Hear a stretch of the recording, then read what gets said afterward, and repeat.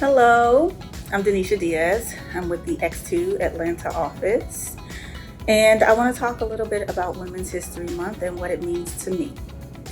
So, growing up, we didn't have a lot of strong female representation outside of my mother in my family. I had 8 uncles and 1 aunt and my mother. So, we had a lot of strong male figures in our family. So when I graduated high school, I decided that I was going to go into the military.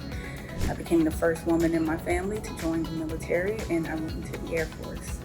So I'm very proud of that because since then, 2 of my sisters have followed in my footsteps, and I have a daughter who is also contemplating taking those same steps. But Women's History Month is very important, and I'm glad that we are starting to finally get the recognition that we deserve.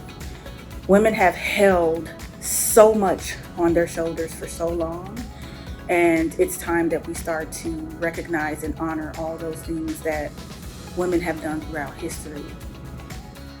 One of my favorite women in history, in fact, I would say would be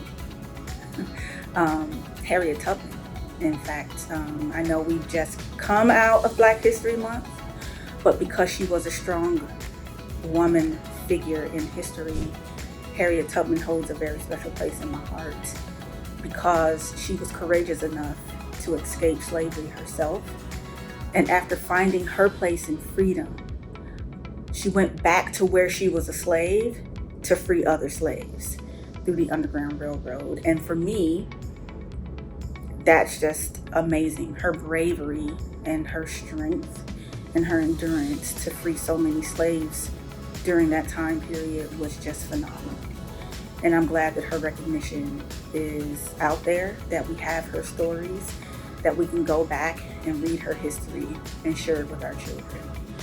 So Women's History Month is an important time for me, and I'm glad that I'm in a company who allows us to speak so freely about what we feel and how we appreciate the recognition that our country is providing, and not just our country, but the world is providing to women these days.